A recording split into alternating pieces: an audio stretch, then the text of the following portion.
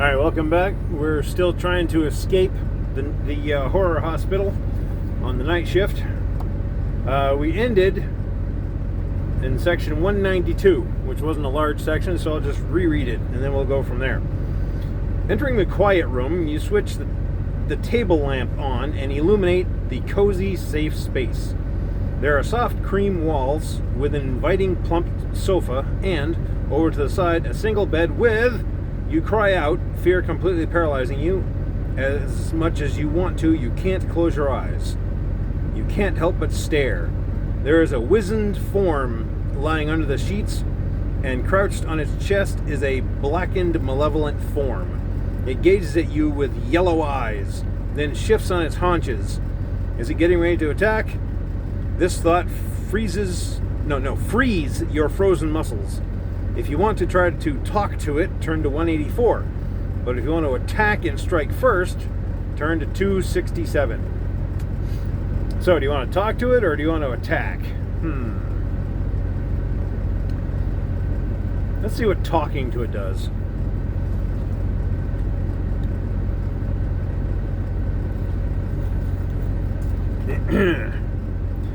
I mean you no harm, you announce in a trembling voice. Oh, sorry.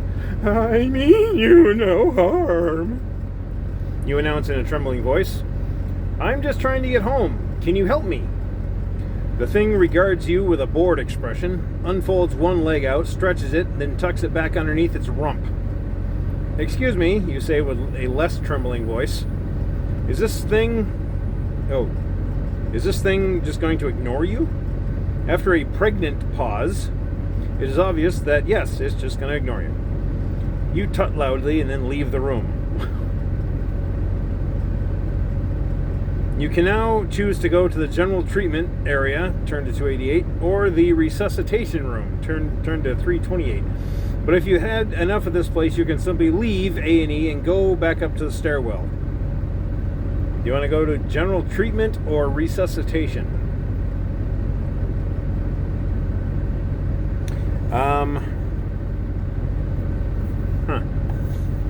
Let's go to general treatment, 288. Wait a minute. Yeah.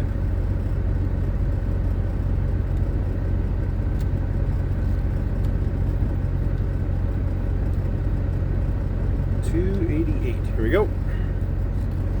You drift around the trolleys and chairs and think about the myriad of people treated here. Most would have been patched up and sent home, and some would have gone to the wards or even to you for emergency operations.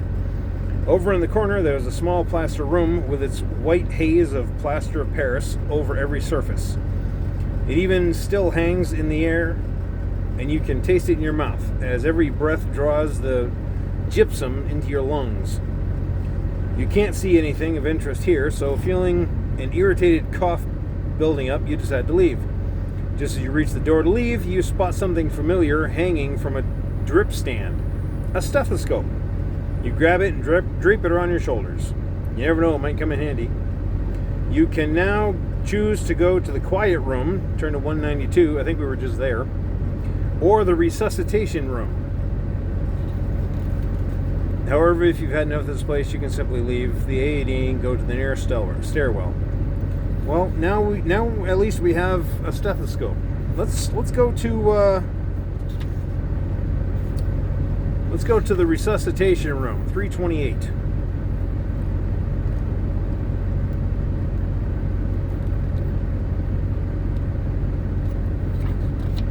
Oh my. This is a long one. This is where the doctors and nurses strived to snatch people back from the jaws of death. It was a place of high drama and emotion. And high energy, a voice says from the far corner. At first you think it's just a shadow, yet the smell is strong. It is a delicious smell of cooked meat, but with a surge of nausea. Oh, that was a comma, sorry. It is a delicious smell of cooked meat, but with a surge of nausea, you see that it's cooked flesh. Human flesh. It's not a shadow. It's a charred human being, which is still smoking, and yet walking. Walking towards you. Should you leave? Don't leave, it says. and you realize it's reading your mind. Yes. It stops and stands in front of you. You can clearly see the tightened and split skin and the darkened, empty pits where eyes once were. The stench is nauseating. I'm number 7. She gestures as if she were pulling back her hair to show off the side of her head, but there's no hair left, just blackened scalp. Carmichael took my ears because he needed my power. He forgot, though. There are more ways to skin a cat, and witches are resourceful. Vengeful, too. He should not forget that. So if you took your ears, how can you still hear thoughts? You ask, wondering, what do ears have to do with hearing thoughts? Wondering if this night could get any more surreal. It raises its arm out to the side, making an horrendous cracking noise as the too tight flesh gives way and rents. Here's a picture of our new companion. Isn't it wonderful? Don't you want to take her to the prom?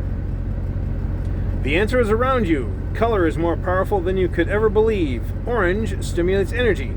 All you need to do is learn how to harness it. And that was her talking, even though it doesn't say anything. But does that mean you can't leave here?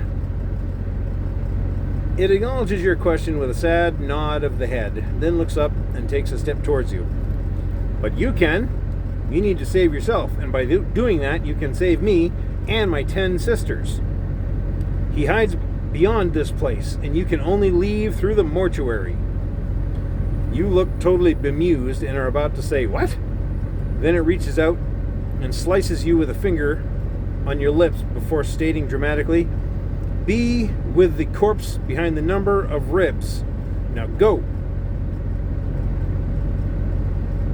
With that shout, she pushes you back and disappears, leaving you with barbecued grease on your lips.